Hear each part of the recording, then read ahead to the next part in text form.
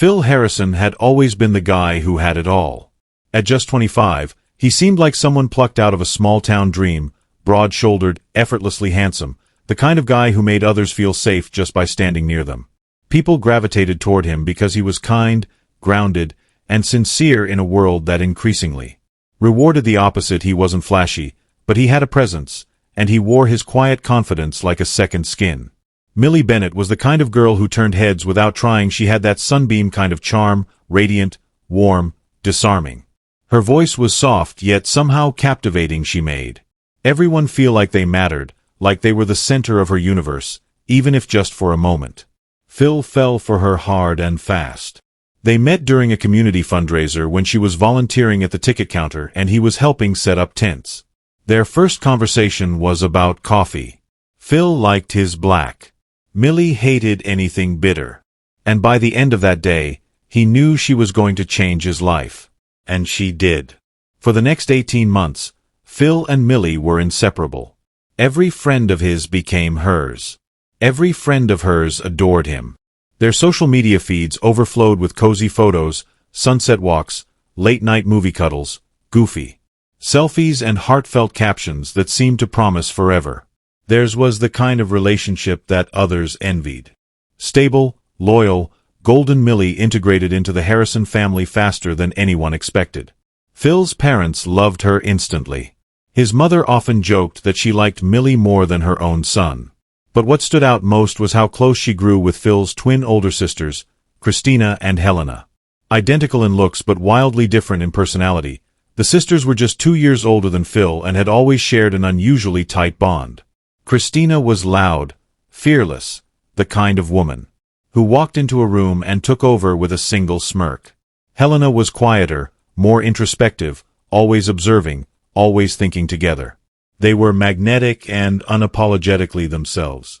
They'd come out as lesbians in their teens together during one of the family's famous 4th of July BBQs. The town, to its credit, embraced them. Perhaps it was their confidence, or maybe just the Harrison name, but nobody ever questioned them. They weren't defined by their sexuality. They were just Christina and Helena, the bold, beautiful Harrison twins. When Millie first met them, everything clicked instantly. There was no awkwardness, no small talk. She laughed with Christina like they were old high school besties. She read poetry with Helena in the backyard hammock. Phil felt lucky watching the 3 women he loved, his girlfriend and his sisters, bond so effortlessly. It felt too good to be true. And maybe deep down he knew it was. There were signs, of course. Small ones, quiet red flags that Phil chose to ignore, dismissing them as harmless quirks of comfort between friends. Like the time he walked into the kitchen and saw Christina brushed Millie's hair behind her ear a little too intimately. Or when Helena and Millie spent hours locked in the basement, playing video games, laughing a little too loudly, their legs sometimes tangled together. When he found them, he told himself not to be paranoid. After all, his sisters were lesbians. They had never shown any interest in the girls he dated before, and Millie had only ever spoken about Phil, how safe she felt with him, how deeply she cared, how much she adored his family. She never once gave him a reason to doubt her. But things slowly started to shift. Millie began visiting the house when Phil wasn't home. At first it made sense. His parents loved her, and she'd often stopped by just to hang out. But then she began arriving. Specifically when she knew Christina and Helena would be around even if Phil was at work. She said it was just casual bonding. They're fun, she'd tell him with a smile. I've never had sisters. I love spending time with them. Phil smiled back, but something inside him tightened. One weekend he returned from a short work trip and found Millie already inside the house, curled up on the living room couch under a shared blanket with Christina, watching a horror movie. Helena sat nearby, legs resting on Millie's lap, their fingers idly brushing. Phil paused. They noticed him, greeted him casually, and made room for him. But that seed of discomfort took root in his chest. Later that night, he lay in bed next to Millie, pretending to be asleep while she scrolled through her phone, texting someone with a soft smile on her face. He didn't ask who, he didn't want to know. That week he began to notice the smallest details, How Millie laughed differently when Helena was around. How she and Christina exchanged glances during group dinners. How her hugs lingered just a second longer with them. He started asking questions in his head he couldn't say out loud. Could Millie be attracted to women, too? Was she just overly affectionate? Was he imagining things because he felt threatened? That couldn't be it, Millie. Loved him. She said it all the time.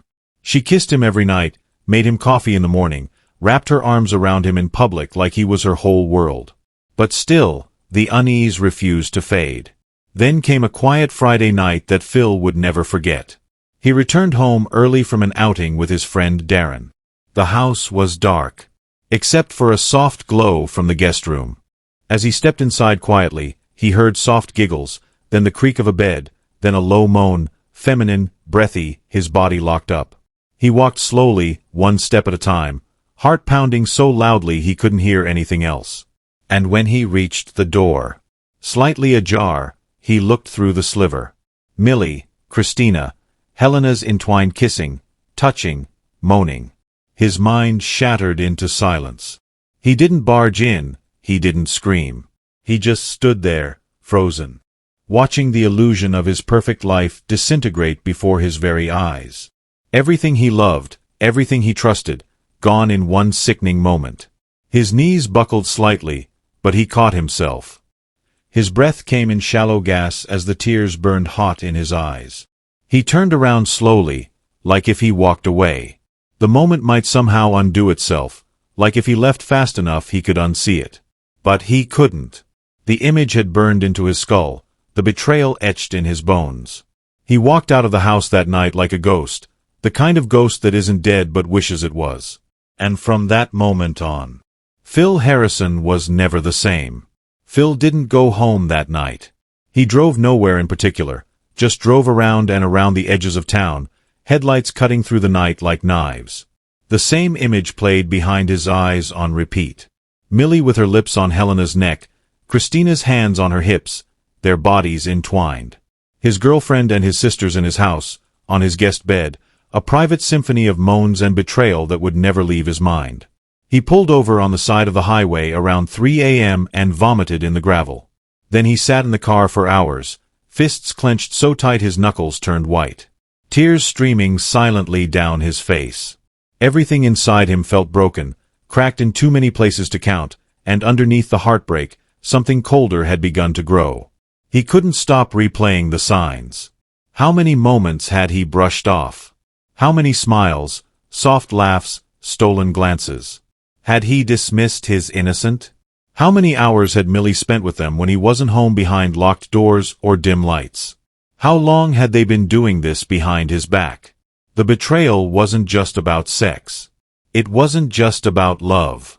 It was the fact that they had taken everything sacred and stomped on it. Millie wasn't just any girl. She was supposed to be the one, and his sisters. They weren't just close, they were blood. The people he defended, supported, loved more than anything. Now all he could think about was what else he didn't know. By morning he was parked in front of a run-down gas station, staring blankly at a flickering light above the door. His phone buzzed non-stop. Millie 8 missed calls. Millie, please call me. Please. I didn't want you to find out like that. Millie. I swear. We weren't trying to hurt you. Millie. Phil, please. I love you, Christina. I'm sorry. I never meant for it to happen this way. Please talk to me, Helena. Phil, I never wanted this to happen. It just happened. We didn't plan it. Please let us explain. He threw the phone onto the passenger seat and screamed, a deep, guttural scream, the kind that doesn't come from the lungs, but from something darker, deeper.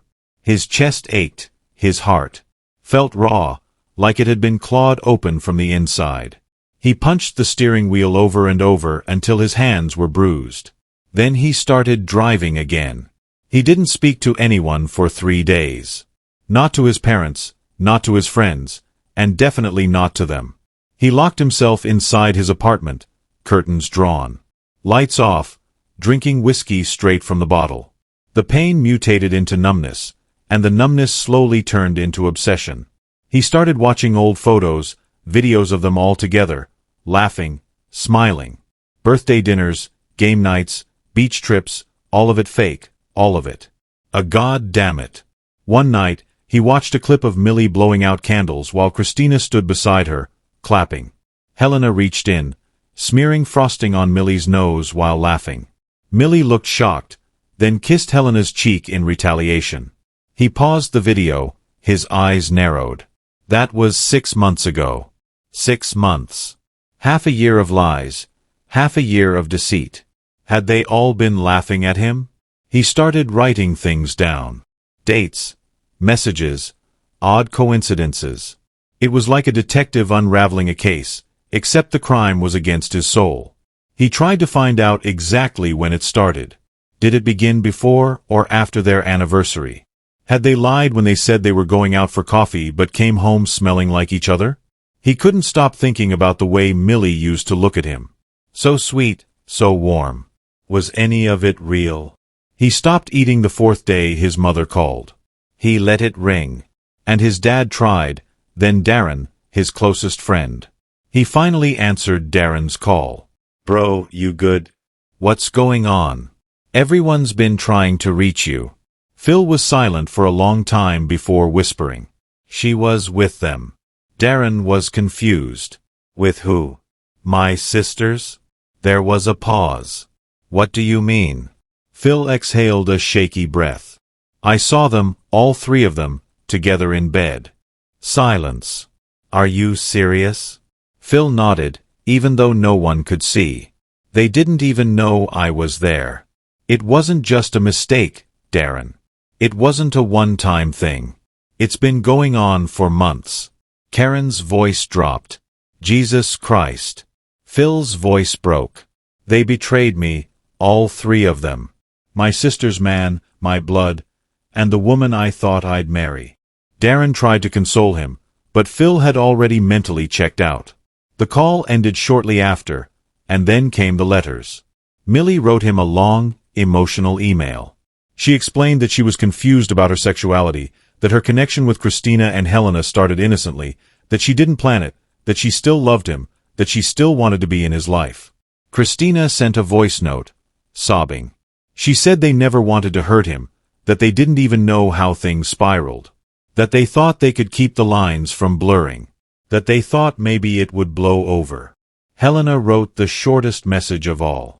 I wish I could take it back. I never wanted to break your heart. You were always my baby brother. Phil read them all in silence, then deleted them. He began imagining things. Fantasies of walking into a room, confronting them, demanding answers. Then fantasies where he screamed at them, hurt them, made them feel even a fraction of what he felt. His anger became a living thing, feeding off every breath. One night, Phil drove past the family house. Christina's car was parked outside. Then Millie's, all 3 of them together again, laughing, eating, living like nothing ever happened, like he didn't matter. That night, Phil went home, opened his father's old gun safe in the garage. His dad had given him the code years ago in case of emergencies, and stared at the revolver for a long time. He didn't load it, not yet, but he knew the time was coming. This wasn't about closure anymore. This was about justice. This was about pain, and it was about to be shared. Saturday arrived like a ticking bomb. Phil hadn't slept in 3 nights. He spent those hours pacing his living room, the TV flashing static behind him. His reflection in the window was ghostly, sunken eyes. Double jaw, shoulders tense like a predator waiting to pounce. The rage wasn't loud anymore. It had matured into something worse. Calm, too calm. He no longer cried, no longer screamed. His breath was measured, his movements deliberate. Every fiber of his being was focused on one thing: making them pay. The Harrison family reunion dinner was happening that evening, an annual gathering where everyone, no matter how distant or busy, came back home. His mother had been texting him all week about it. Please come. Your sisters will be there. Millie, too. Let's talk as a family. Phil hadn't responded, but he planned to be there. He shaved, showered, wore a pressed black shirt, cologne, his favorite watch. His mother had given it to him on his 18th birthday. He looked normal, presentable, like the version of himself before everything fell apart. But beneath the clean exterior, he carried a loaded weapon. A silver revolver tucked carefully into the waistband of his pants, heavy and cold against his lower back. At 6:05 p.m., he parked outside his childhood home. Warm lights flickered through the windows. Laughter spilled faintly into the night air. He saw shadows moving inside, shapes of people he once trusted, once loved. Shapes that now made his skin crawl. He sat in the car for a long time, breathing. Inhale, hold, exhale. Then he stepped out and walked toward the front door. It opened before he knocked. Christina stood there, holding a tray of lemon tarts. Her eyes widened in shock. Phil. He gave her a half smile. Hey, Chris. She looked stunned but relieved. You came. I didn't think. She stopped. Come in. The living room was filled with soft jazz, the scent of rosemary chicken, and the clatter of plates. Helena stood near the dining table, arranging cutlery. Their mother was in the kitchen, stirring something on the stove. His father was outside, barbecuing in the backyard, and Millie? She was seated on the sofa, wearing a soft cream sweater and jeans. Her hair was down, her smile automatic, until she saw him. Her entire body stiffened. Their eyes met, and something silent passed between them. History, love, betrayal, and now fear. Phil nodded slightly. Hey, hi, she said quietly, voice shaking. Helena walked over and hugged him. It's good to see you. He didn't hug back. Christina tried to start conversation. Wanna drink? We have beer, wine. But her words faded when she noticed the intensity in his eyes. I'm good. Their mother came out of the kitchen surprised and overjoyed. Baby, I wasn't sure if you'd come. Come eat, everything's ready. Phil sat down, eyes never leaving the three of them, Christina, Helena, and Millie. He watched the way they glanced at each other, the awkward pauses, the forced laughs. He could feel their guilt like perfume. The air it reeked. Dinner began. Small talk filled the room. Their father eventually came inside, still wearing his apron, chuckling about the grill. Everyone tried acting normal, like the last month hadn't been hell. But Phil stayed quiet, watching, waiting. At one point, Christina tried to touch his arm. Phil, can we talk later? Just you and me. He looked at her with a coldness that made her hand retreat. Later, he said softly. After dessert, their parents went upstairs to get a photo album. That was his cue. The moment the footsteps disappeared above, he stood up. Millie was sitting beside Helena. Christina leaned against the window. All three froze when he reached behind his back, and then they saw it. The gun. A single moment of silence swallowed the entire room. Phil, Helena whispered, face pale. What are you? You destroyed me, he said. Christina stepped forward. Please don't do this. Don't come closer. His voice had dropped, steady, empty, like a man reading his own eulogy. Millie stood, hands trembling. Phil, listen to me, please. We didn't mean to hurt you, but you did, he said, turning to her. You lied to me over and over in my house with them. Millie burst into tears. I didn't know what I was doing. I was confused. I didn't plan it. You planned enough to keep it a secret. He snapped. Helena tried to take a step forward. Put the gun down, Phil. Where? Your sisters? He laughed bitterly. Are you? Sisters don't do this. Sisters don't foomp their brother's girlfriend. Christina's voice broke. It wasn't about hurting you. We didn't mean to fall in love with her. That made him pause. He looked at Millie. You love them? She sobbed. I don't know. I didn't mean for this to happen. Phil blinked, and that's when the world slowed. He raised the gun. Helena lunged first. He fired. Bang. She collapsed instantly, a scream tearing from Millie's lungs. Christina screamed and grabbed a chair to swing at him, but he fired again. Bang! She dropped, blood pooling fast around her. Millie stumbled backwards, sobbing, slipping on the hardwood floor. She crawled toward the hallway, screaming help. Oh God, help! Phil followed slowly, calmly. I loved you, he said, eyes burning. I gave you everything. I'm sorry. He sobbed. I was lost. I didn't mean to bang. The final shot rang out like thunder. Millie collapsed, her hand outstretched toward the door, inches away from escape. The house fell silent. The jazz music kept playing in the background, smooth, soft, wrong. Phil stood there, gun in hand, chest heaving, eyes wide and empty. Blood stained his shirt, his hands, the floor.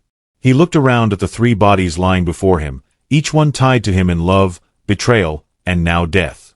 Then he dropped the gun, walked to the front door, opened it and stood on the porch. Under the pale yellow light, he could hear his parents upstairs, flipping through photo albums, completely unaware.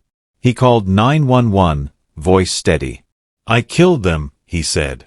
I killed my girlfriend and my sisters. The dispatcher froze. What's your location? He gave the address. They betrayed me. I'm done. When the sirens began to echo in the distance, Phil sat on the porch steps, his face soaked with tears. He didn't run, he didn't hide. He waited, broken, lost, and finally hollow. The town never saw anything like it. 3 dead, 2 sisters and a girlfriend, young, beautiful, beloved, all gunned down in the span of minutes inside the Harrison family home. The same home where childhood laughter once echoed down hallways, where family barbecues once lit up summer evenings. Now it was a crime scene, a monument. Tragedy, and Phil Harrison, the golden boy, the local hero, the steady one, was in handcuffs, sitting silently in the back of a police cruiser, drenched in blood and heartbreak, staring at his own trembling hands as if they no longer belonged to him. The moment the news broke, the town imploded. By morning, helicopters hovered above the Harrison property. Reporters swarmed the streets, drones buzzing over rooftops. Local and national headlines blared the same sentence. Man kills girlfriend and twin sisters after discovering their secret affair. Photos of Christina, Helena and Millie flashed across screens, smiling, happy, alive. Their social media pages were flooded with candle emojis, prayer hands and broken-hearted comments from people who only days ago were liking their selfies. Phil's mugshot went viral. His eyes were blank, blood still crusted under his fingernails. People zoomed in on it, trying to find traces of the man he used to be, the man they thought they knew. The initial reaction was predictable outrage. How could he? How could someone murder 3 women in cold blood? His own sisters, and sit on the porch like nothing happened. But then more details surfaced. The betrayal, the affair, the 3-way secret, the deception by not just a lover, but by blood. And that's when things got complicated. The town divided. Some saw him as a monster, others saw him as a man broken beyond recognition. Phil's trial began 6 months later. The courthouse was packed beyond capacity. Reporters camped outside in sleeping bags. True crime podcasts scrambled for exclusive interviews. The media branded it the Harrison Love Triangle Massacre. Inside the courtroom, Phil sat shackled at the wrists. Dressed in a Navy prison jumpsuit, his face had changed. Gone was the confident, clean-shaven boy next door. He looked gaunt, haunted, his cheekbone sharp, his eyes sunken. His voice, when he spoke, was barely more than a whisper. The prosecution opened with fury. They painted him as a cold-blooded killer, a man who let jealousy and humiliation justify execution. They described each bullet, showed photos, the blood-soaked couch, Millie's body slumped near the hallway, Christina's head wound, Helena's shattered rib cage. The jury winced. Some wept. This, the prosecutor said, was not a crime of passion. This was revenge. Premeditated, deliberate and merciless. But the defense had a different strategy. They didn't try to deny the murders. Phil had confessed. There was no question of guilt. Instead, they tried to humanize him. They called it an emotional collapse, an implosion triggered by layered trauma, betrayal and psychological damage. They brought in therapists, trauma specialists, even a neurologist who explained how prolonged betrayal could chemically rewire a brain in crisis. They told the story of a man who gave everything to people he loved and got stabbed in the soul. Phil's mother, broken and pale, testified. She sobbed uncontrollably on the stand, saying, "I lost all my children.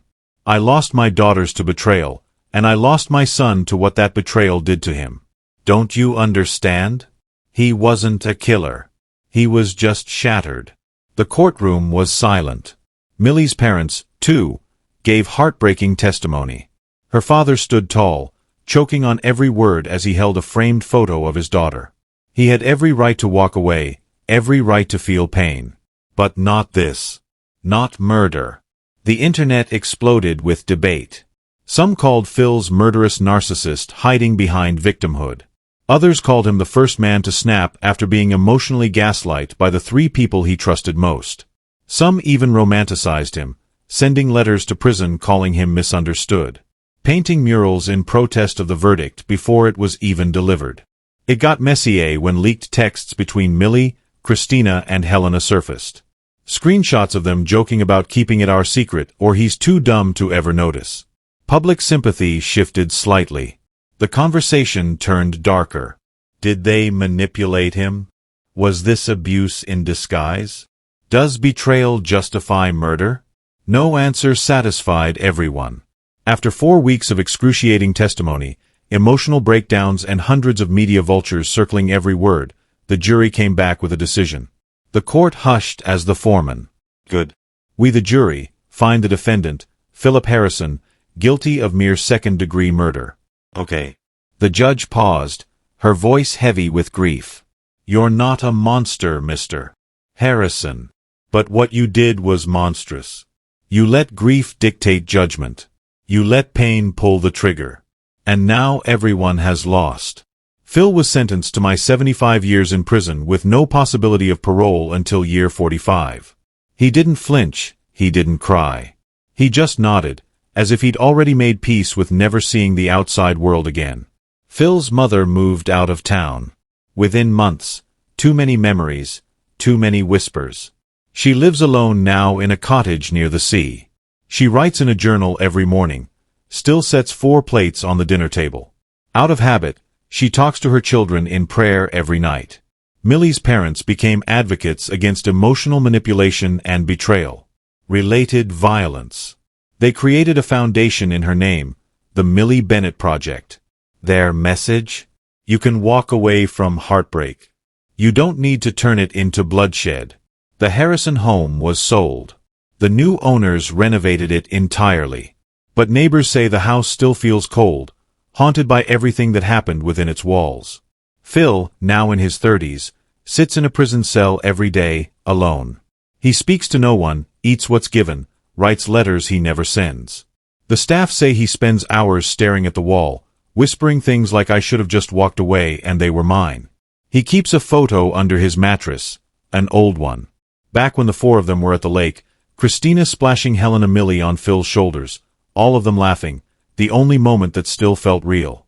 This wasn't just a love triangle. This was a slow-building inferno of emotional deceit, identity crisis, forbidden lust and trust demolished beyond repair. The kind of betrayal that doesn't just sting, it mutates the heart, turns grief into obsession, turns sadness into violence, turns a man into a murderer. It left no winners, only bodies, only silence and a once happy home soaked in memories too tragic to forget. Because sometimes the people you trust the most are the ones who kill you the slowest. Thanks for watching. Subscribe and like this video for more true crime video. Don't forget to leave your thoughts and theories in the comments section below. Take care and see you in the next video.